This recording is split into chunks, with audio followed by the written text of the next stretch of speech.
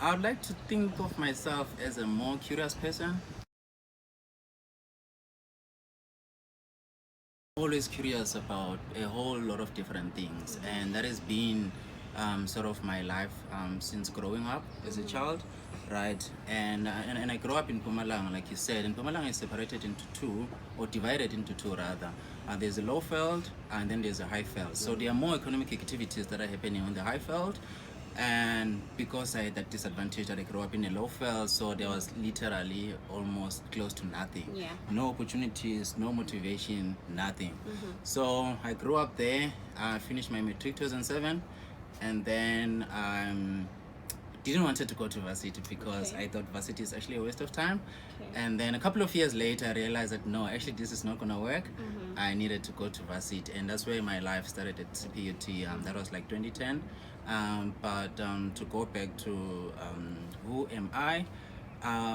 Yeah, like I said, I'm more of a curious person. And technology, has it always been a passion for Siyabonga Tiwana, or is it something that he picked up along the way? So my mom bought me a computer. I think I was doing grade 10. Lucky you. So bought me, she sacrificed everything, and that computer didn't work, right? So each and every day, something doesn't work, the screen doesn't actually look right. Something was always not working. So I got to learn how to assemble and deassemble a computer at the time. Oh, okay. And then 2008, right, just like the year after my matric, I met up with this other guy. He was at Cape Peninsula University of Technology, and he was studying software development. I was like, Okay. dude, what is that? Okay. Right? So he was telling me all the stuff that they were doing. I was like, that is super cool. So I said, okay, cool. I think now I found what I actually want to do with my life going forward. And that's actually how my journey started. And I applied at CPUT. I wanted to study where he was studying, doing exactly what he was What doing. he was doing. Exactly. So, and at the time, tech was not, the big thing Popular, that, yeah. everyone Not was like talking now, about. yeah. Yeah, so, and I had no idea. I was just following Yeah. my curiosity. What has been the greatest accomplishment for the company Skywalk Innovations? Man, the team. So, just to break it down, there are a lot of people that go to work in South Africa, not just in South Africa alone, that they don't like their jobs. They Yeah. hate it, right? So we said, how can we make the best environment for our team where, they will be excited to go to work on a Monday morning, they'll stay late hours, they'll even do work on the weekend, not because we ask them to do that, but they do religiously, even late at nights. If I have a presentation the following morning, they will sit with me and prepare for that presentation until Because midnight they're and passionate later. They're about passionate, it, they love yeah. it, right? So I think I'm really happy about the culture that we've created within our organization. So they are so much flexible. So if they want to work from home, if they feel like working on a couch or whatever, they want to do. can do So they've that. got that particular Yeah. thing. So even other companies, they try to approach them. They're like, but the company We're culture good is where we sacred, are. so there's that. So I'm really grateful for that. So the second thing is doing work internationally. When you're coming deep down from the rural Mpumalanga Yes. or anywhere in South Africa, it's difficult, especially. I don't want to bring the race card, but being black, you always Yeah. have to prove yourself when Yeah. you work for any company, right? And then you always have to have the networks, and we don't have networks. We don't have anyone that is successful that we look up to back at home. So that for me to fly to China, to Dubai, Yeah. to the US, purely because of the company that I started. For young boys that look up to Siyabonga Tiwana, what advice do you have for them? I'll say the first one is read. Okay. Like we That's a spend good so one. much on social media, which that time you don't even have to read a physical book, right? You can read. There are a whole lot of platforms that are out there, that you can read from your phone, or even books if you feel comfortable reading from your phone. Whether it doesn't matter what you read about, whether it's philosophy, psychology, whatever the case might be, just read. If you're interested in business, you can read what is happening in. I don't want to mention big company names now, but then you can read what is happening in these big corporates and how does that affect their business. If they are listed in the stock exchange, how does that affect them, right? So I would say that's the first element. And the second element is just be always curious, right? If you can, whatever that you can think of, just try it, right? You've got nothing to lose. So when we started off, we said, dude, we want to build this company. We don't have any commitments. We're not married still not married, but we didn't have kids, no car, nothing, right? So we said, look, let us get into this journey. Let us just have fun, right? And then if it works, praise God. If it doesn't, at least we would have learned something, tried, right? yeah. So try, and hopefully you will learn something. And the third thing is try to attend as much events as you can, right? It's not necessarily about events about entertainment, but you might learn about marketing, you might learn about something else. If I remember the life of Steve Jobs, he attended classes at varsity that were not related to what he was doing, and that, you know, he said you can always connect the dots looking backwards. So if you're curious about something now, go and research about it, or go and attend a particular event about it. It doesn't mean that as much as it's not you know, in line of what you want to do or what you're thinking at the moment, but just go in there. You'll never know how will that actually, you know, impact. You always often hear people that, you know what, there's some other stuff that I've done before, and then now it, you know, it helped me to be the kind of a person that I am now. So it is that. And I also think that we must have role models, right? People that we look up to. Try to read and try to understand. There's a book that just launched last week, or on the 12th of September, by Mtetonyat, titled Betting on a Darkie, right? Not promoting the book, but I'm just saying that he is sharing his story, right? And it's someone that we look up to because he is a great leader, and he's in the space that we're also operating at, right? So looking at what he went through and his struggles, I can learn something from it. I can relate because, you know, we're all coming from a disadvantaged background. So that is that. And other than just have fun. I mean, looking at Forbes is big. Forbes is massive, and it's always going to be there, right?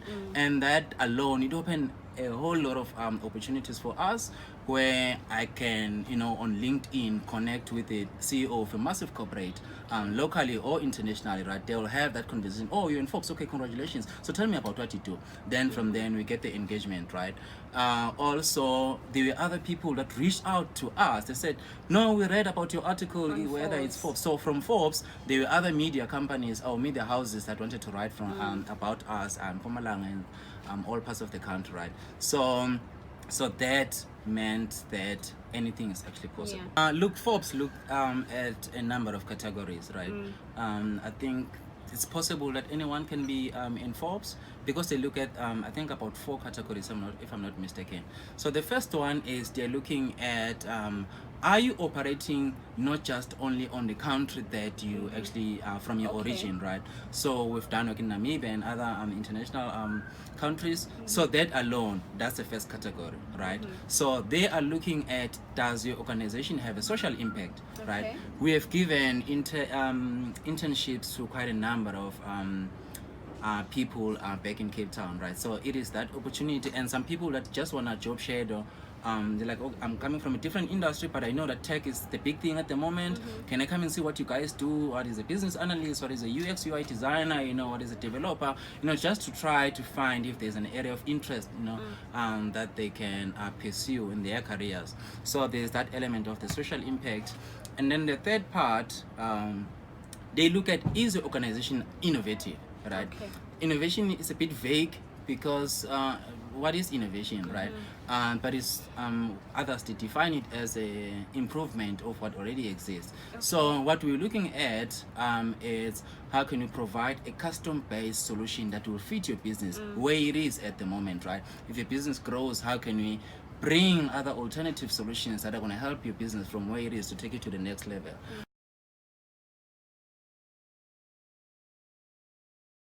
Man, software is expensive. If you look at all the big software vendors, they are mostly, you know, from the US, or they are mostly overseas, right? They are not originally from Africa, and that becomes much more expensive because they will either charge us in dollars or in pounds or whatever the currency is. So we said, how can we support a smaller business, because they don't have millions of rands sitting around just to adopt a piece of technology, right? And then I worked for another UK-based company after varsity, which had offices in Cape Town, right? And then I looked at the prices. For some reasons, somehow, I saw a proposal that they sent on a project that I did for 3 days, and that was like 150,000 rand. I was like, I don't even get half of that. So I was like, okay, cool. So how can we use our skill, and our little bit of experience, because we're just after varsity, to help support smaller businesses? And that was like the angle of the area of focus when we started off, because we said we wanna provide early stage businesses or SMEs with custom-based software solutions that are developed locally to help solve local problems that we're actually experiencing. So that's how it actually started.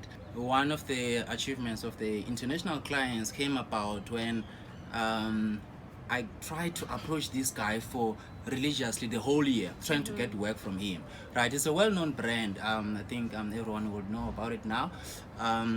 So I religiously approached this guy and said, look, I want to do business with you. And he was like, dude, you're young, you don't have experience. A lot of smaller businesses, they fail, so I don't want to trust my business with you, and all of that. Until I kept on telling him, hey, now we've got a project. We're doing a project for CPUT. We've delivered that. Now we're doing this project, So I kept on telling him all the little bit of success stories along of the small projects that we've delivered. And he realized, let me rather say, he probably saw a potential, and he said, look, I know someone that does work with some guys in Australia, so I'm introduce you to them. So they introduced me to them, and then we've met up. They said, okay, look, we like your energy, you guys, we like what you've built so far, and we want to give you a 2 months contract and see if you can actually deliver equality, because they also have a development team that was based in Australia. So a month later, they realized that, okay, our quality was good. They said, we're gonna extend your contract for 6 months, and we ended up doing work with them for 3.5 years. So that's what happened. And then the head of business development of the Australian client moved to the US, and he was CEO of a couple of companies there. And then we did work with those you guys companies. Have been everywhere, actually.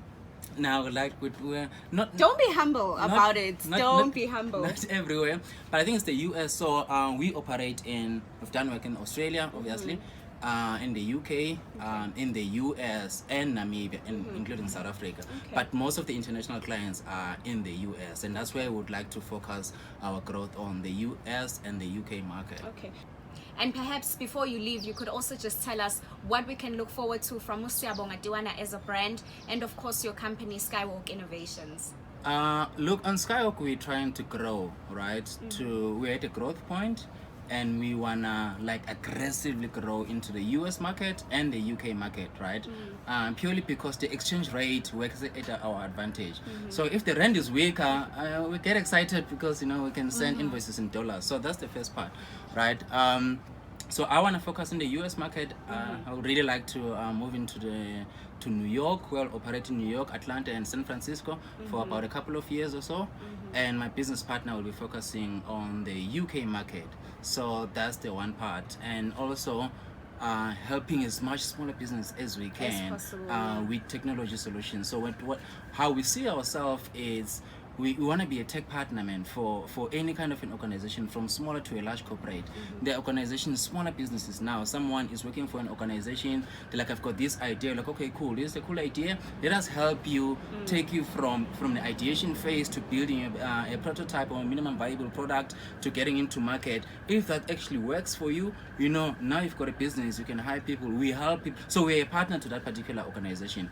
So I would say that's what we are actually working on towards the end of this year, because by beginning of next year we need to know where we're actually going. Okay, Siyabonga, thank you so much. It's been an absolute honor. We'd like to wish you the very best on whatever you are going to embark on. I know there's a couple of IT specialists who couldn't wait to have this conversation with you, so thank you so much for coming through. Thank you for having me.